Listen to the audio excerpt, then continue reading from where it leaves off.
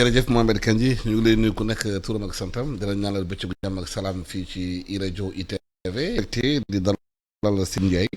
économiste la membre du comité scientifique du club Sénégal émergent Aliou Ndiaye ñu ngi lay nuyu week-end bi passé président de la République réunir ay économistes yu bëri réunir tamit yi xam ne ñoom ñooy ministre des finances de pratiquement de CEA commission économique africaine bu nekk Union africaine waxtaan bi nag tuur na ci mbirum maanaam naka la ñuy xoolee suñuy réew ñu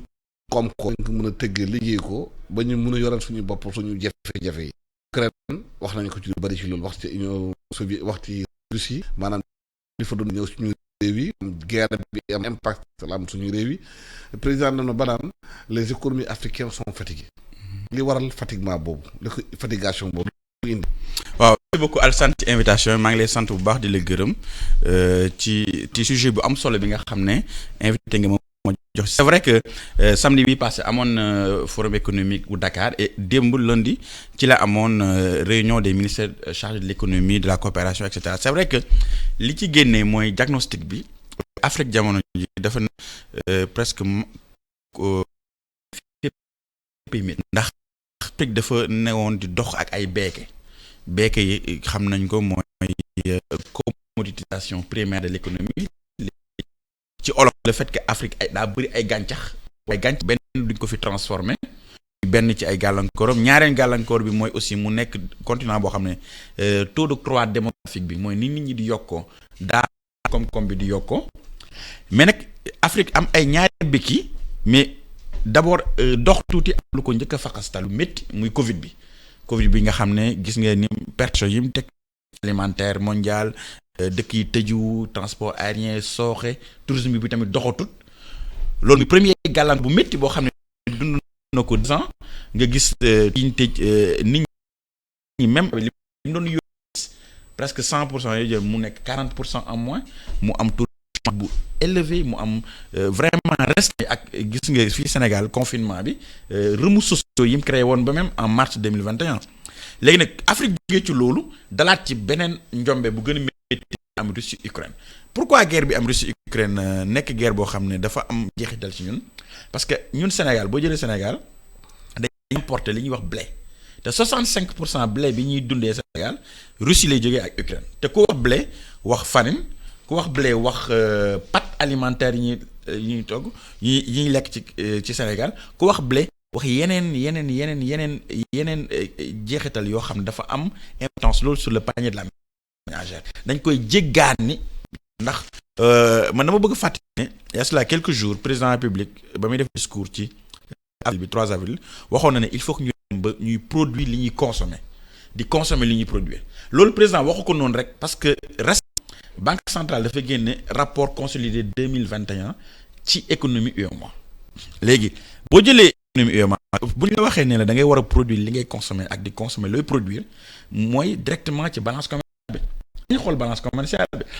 soo jëlee Côte d'Ivoire dafa am commercial bu excédentaire Burkina Faso dafa am balance commerciale bu excédentaire mais Sénégal déficit balance commerciale Sénégal mooy tiers déficit UEMOA c'est-à-dire boo jëlee réew mi nekk ci UEMOA yëpp juróom-ñaari réew yi UEMOA yëpp seen déficit boo ko dajalee su dee ñaar yëpp Sénégal ko gàllaw li waral loolu. li ko waral nag mooy Sénégal day jéggaani li mu war a lekk ak li mu war a dundee ak li mu war a jëfandikoo boo jëlee balance commerciale bi ñett yi nga xam ne moo gën a sooxe réew mi moo tax comme économie dafa am solo lool ci dundu réew te aussi des fois nit ñi dañuy jéem a justifier les choses par fatalisme amul ci économie c'est très logique et c'est très très scientifique suñu balance commerciale déficit bi ñett la bi ci njëkk mooy la facture pétrolière mooy produit hydrocarbures yi ñoom seen c'est à peu près 900 et quelques milliards beneen bi ci topp mooy la facture alimentaire Sénégal day jéggaani ceeb malgré lépp lu ñu dundee wax naa blé wax naa maïs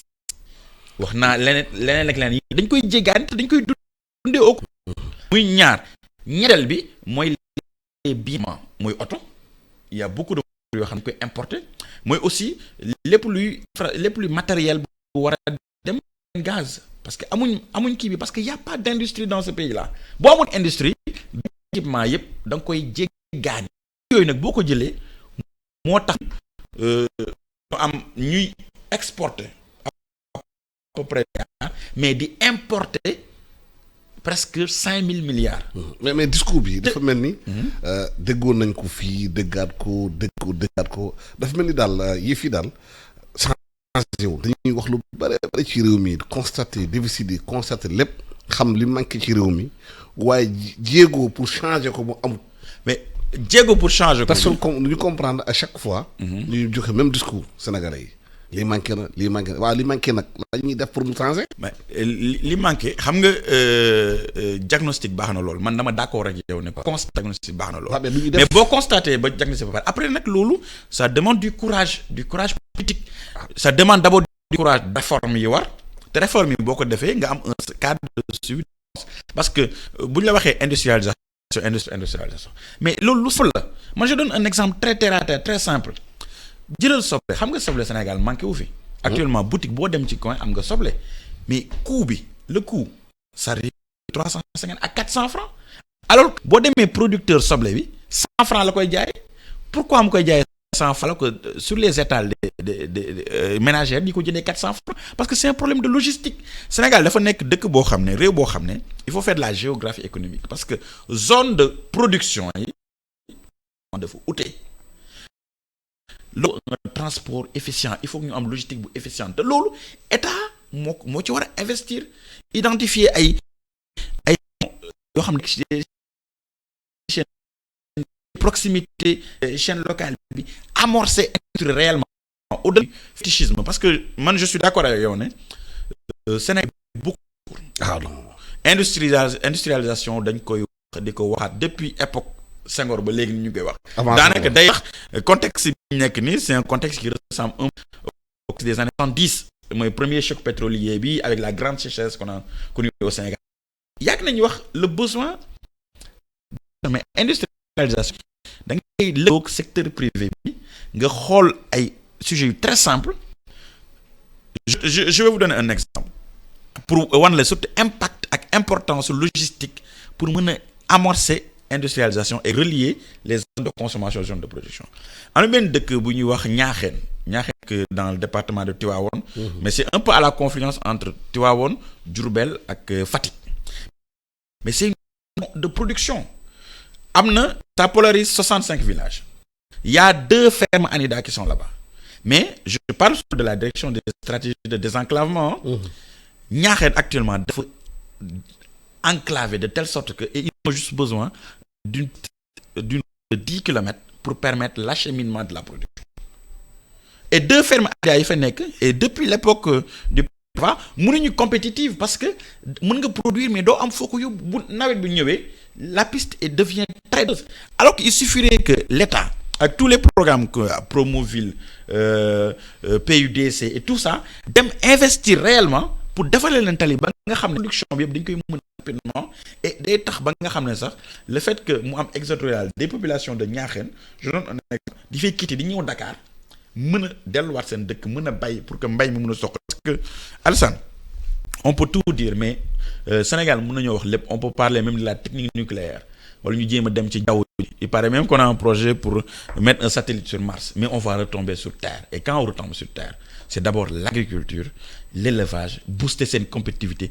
pour que li président wax ñu koy def mooy di bay la ñuy dundee ak di dundee la ñuy bay. mais warul yem nga ci wax rek. problème bi du wax bay nañu dundee jeex na. on tourne la page on attend une autre catastrophe bi une autre beneen actualité dem branche yi dugg ci fàttali xam war nañu ko mën def ci réew mi problème bi li ñuy Sénégalais di laaj mooy lu tax réew mi depuis 1960. wax ji bëri rapport yi bëri waaye dara avancé wul li nga xamante ne war naa mun a tax Sénégal tey di jéggaani lu muy dundee. mais comprendre ñu loolu ci réew mi am ndox am suuf am naaj. ma tegal mi mooy am nga aussi politique économique c'est une question de choix économique. yow boo ñëwee ci économie boo xam ne da nga xam ne da nga am une structure duale de l'économie. est-ce que Sénégal am na économie sax Sénégal am na économie Sénégal. alors ça justement il faut poser cette question-là. L'économie, c'est vrai que am nga tu as le plan Sénégal émergent boo xam ne c'est un excellent diagnostic. Tu as l'axe 1, l'axe 2, l'axe trois. Mais au-delà de, je pense que des na un vrai pilotage de l'économie du Sénégal. D'abord d'un point de vue macroéconomique, parce que tu peux pas vouloir développer un pays comme le Sénégal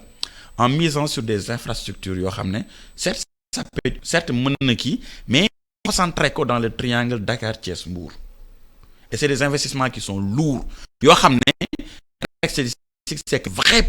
participation privée nationale parce que aussi on peut tout dire hein mën nga am un bon métier tu peux avoir très belles infrastructures mais ce n'est que tu n'as aucun plus de 50 milliards ces dernières par une entreprise de privé national, ça pose un problème. Ça, c'est la première des choses. La deuxième chose, moi, aussi le choix du financement de l'économie. Aussi, il faut qu'on en parle. Il faut qu'on sache. Récemment, on a une loi de finances rectificative. On s'est avait un budget qui tourne autour de 5 000 et quelques milliards. Mais, Alessandre, des fois, on a une émission, on a analysé la LFI. On avait bien vu que LFI, c'est deux constantes. On laisse filer la dette et on laisse filer le déficit. te loolu man ñun bañ defee fii émission bi ma wax la sama analyse FMI temps yi passé def nañ instrument de coordination benn visite au Sénégal seen communiqué bi je vous invite à le lire ils disent la même chose ils disent le déficit et la dette sont filés vous savez entre 2010 et 2020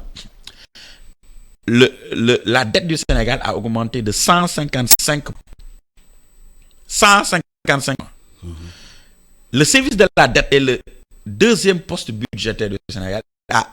presque 400 millions de dollars. C'est presque 1000 milliards le service de la dette. Mais xam nga loolu day interroger le financement de l'économie bi. Parce que fa laa bëgg poser question c'est de bor bi yokku na est-ce que li ñu yokk ci bor dugal nañ ko fi xam dafa jur leneen di fay bor bi. Alors loolu c'est la grande question te loolu yaakaar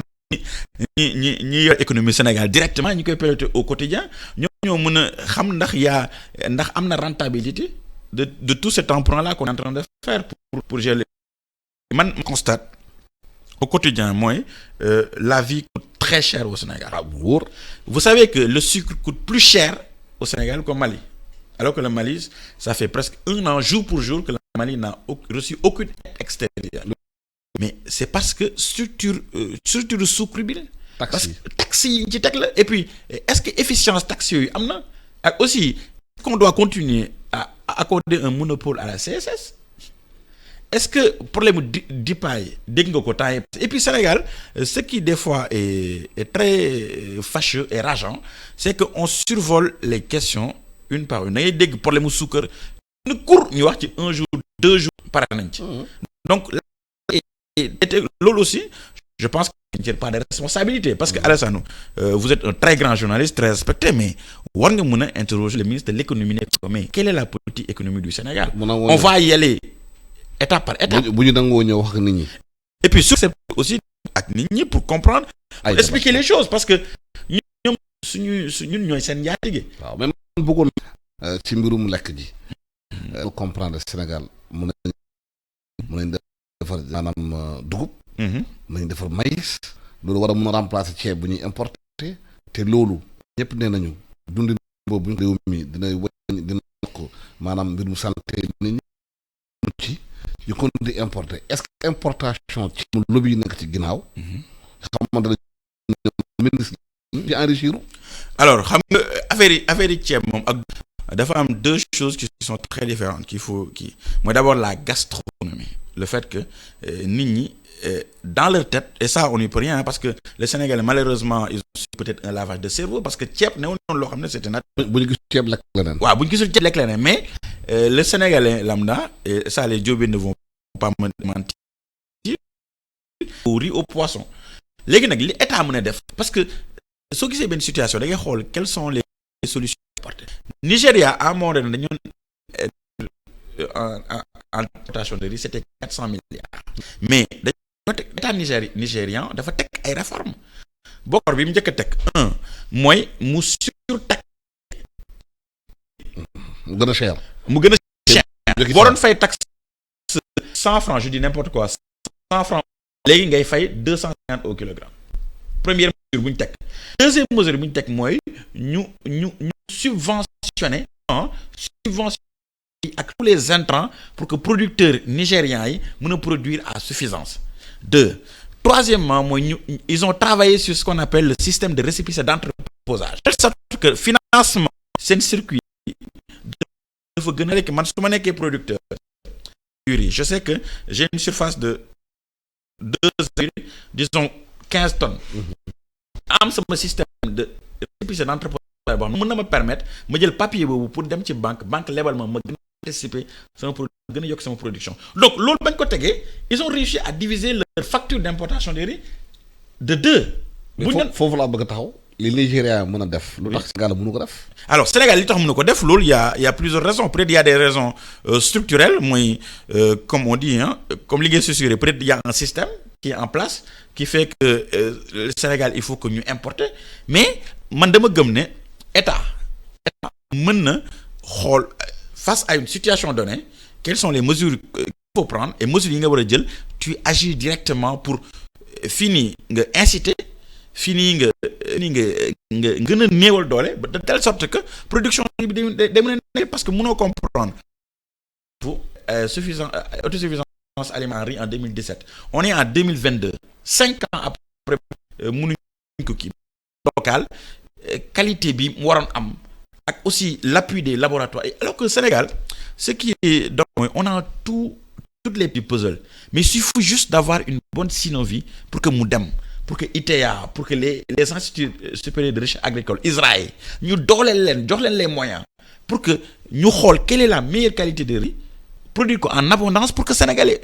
la facture d'importation di mun a baisser te loolu tant que defuñ ko xam nga aussi magum jëm ñëw na mbëkk miir bi ba sonn taxaw di jooy naan sama bopp day métti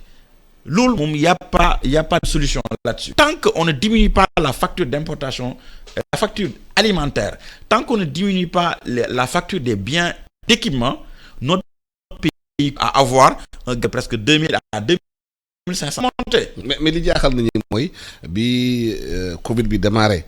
coow li bëri woon na fi dañuy def lii dañuy def lale parce que on s'est rendu compte que dañu am dépendance ci bitim réew guerre Ukraine bi wan nañu am dépendance bitim réew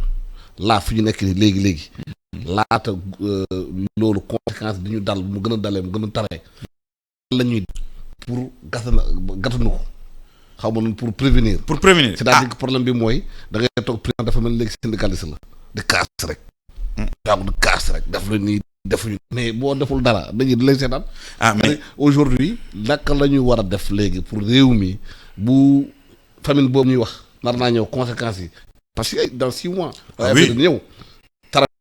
taragul dina ñëw waaye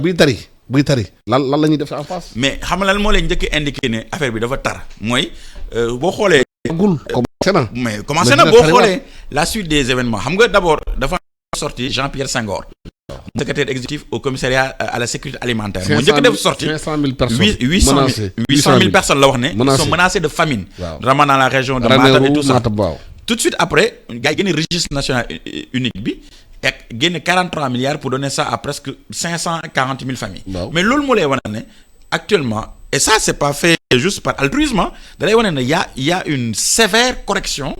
ne ça attend le Sénégal tant que ba ma ñëw maa ngi xool les chiffres Reuters actuellement Goldman Sachs une grande banque américaine nee na le prix du pétrole là le prix du baril de pétrole peut atteindre les 175 $185 loolu bu ñu ko atteindre su fi pétrolier dafa nar a exploser et pendant ce temps-là contexte bi et c'est surtout man je pense que la cause principale du fait qu'on diffère les vraies décisions mooy le contexte politique avec la politique permanente qu'il y a au Sénégal une élection chez l'autre une polémique chez l'autre actuellement à la veille d'élection mais ñëpp xam nañ ni le gouvernement s'est engagé si ay revendications sociales yoo xam ne c'est absolument extraordinaire vous prenez la santé ça va être des engagements sur plusieurs dizaines ou centaines de milliards les personnels de l'éducation nationale c'est beaucoup d'argent aussi c'est des dizaines ou des centaines de milliards mais xaalis boobu état bi di jëlee mais actuellement l'État est en train de faire un squeeze très fort sur les entreprises pour mën a mobiliser des recettes alors que la stratégie de mobilisation des recettes est très peu performante ba léegi nii ce qui fait que d'année en année on accumule un déficit d'année en année on accumule la dette on est obligé pour même payer notre dette donc man pour répondre à votre question maanaam béykat yi nekk ci àll bi instant bi nii. lan la ñuy defal béykat yi pour ñu mbéy réew. li ñuy defal kii mooy teel a anticiper xam nga actuellement Alassane on est au 17 mai. On est en mi-mai am na quelque part au Sénégal foo xam ne commencé na taw mais est-ce que ba léegi nii dégg nga ministre de l'agriculture wax ne def nañ distribution d'engrais. je vous pose la question. nee daal 70 milliards am nañ ko pour campagne ren bi. waaw rek lañ déggum. est-ce que ba léegi nii pour le moment actuellement béykat yaa ngi jooy ici Sénégal am na chance am industrie Sénégal boo xam ne capable na produire lépp lu ñu soxla ci engrais. mais Sénégal moom la ICS léegi de. certes énormément mais Sénégal quand même am na ci 10%. jaay na ko mais ba léegi nii dégg ko distribuer dans le monde paysan alors que nawet bi commencé na donc loolu c'est un vrai problème. On anticipation on attend et ANACIM wax ne ren on risque d'avoir un hivernage très pluvieux. Mais ba léegi nii on n'a pas encore pris les anticipations sur affaire inondation et tout ça donc c'est un d'abord. Voilà, c'est man j'estime que ce qu'on vit d'un point de vue économique d'abord c'est un problème de structurel de financement de l'économie. Ensuite c'est un problème d'anticipation et c'est un problème d'exécution des décisions prises. Parce que sànq ba léegi yaa ngi koy wax président de la République soo ko déggee il fait un très grand diagnostic mais li nga ci dégg mooy Yaka Faucon mais le Yaka Faucon là y a des gens qui l'ont nommé il y a des structures qui sont là mais cadre de performance de ces structures là moom la ñu war a jéem a saytu pour xool ki nga xam ne def na ay résultats on le maintient celui qui n'a pas fait de résultats il faut le changer. maanaam évaluation amul ci réew mi. évaluation bi war a am de manière dynamique et de manière permanente pour corriger le tir moo amul et pendant ce temps-là on est écrasé par la politique politicienne. élection yaa ngi waaj a ñëwaat actuellement on ne parle que d'élection ay liste nii liste na alors que il y a une bourrasque qui vient de loin là on voit l'ouragan qui arrive parce que on sait que le blé là ça va manquer on sait que la facture pétrolière va augmenter on sait que conjoncture dafa gën a métti. Parce que actuellement les pays qui produisent actuellement vous savez qu'il y a un grand dérèglement climatique actuellement qui frappe l'Asie. Le Pakistan, l'Inde qui ont des températures de 50 degrés mais lu am impact. mais Sénégal ñi muy importé c'est Inde, Brésil, Thaïlande ak Chine maintenant donc xam nga loolu yëpp anticipation il faut du management stratégique et surtout mettre le point sur l'essentiel pour teel a jël les décisions. amoon na at yu fi dañu doon gis famille bi fi doon am. ah bien sûr gis nañu réforme ñu léegi lii Inde mun a def lu waral Sénégal incapable de le faire. parce que Sénégal on parle mais on ne prend pas les décisions et suñu jël y a pas l'exécution et après y a pas de suivi c'est aussi simple que ça lépp lu ñu war a bind lépp luy am nit ñi am nañ ko mais nag ce qui reste c'est des hommes c'est d'abord un courage politique depuis le sommet ensuite des hommes d'exécution ils voient vraiment le contexte important qu'il faut après un dispositif de suivi évaluation et surtout de sanctions positives comme négatives c'est juste ce qui manque c'est très logique mais il y a aucun fatalisme il y a rien il y a pas une main invisible qui tient dans ce qu'on est. Point de vue économique c'est très très scientifique. Seydina Aliou Ndiaye maa ngi gërëm di la sant di fàttali économiste nga membre du comité scientifique de Sénégal émergent di waxtaan ak yow ci économie réew mi est-ce que Sénégal am na économie c'est une grosse question qu'on doit poser au ministre de l'économie et des finances bu fekk nangu nañ ñëw toog Sénégalais waaye ñoom dañ tëju kenn du leen jot pour wax ak Sénégalais li tax ñu teg leen foofu gërëm naa leen sant ñaanal bëccëgu jàmm ak salaam di ko ñaanal Fatima Kane Ndiaye yéen ak jàmm.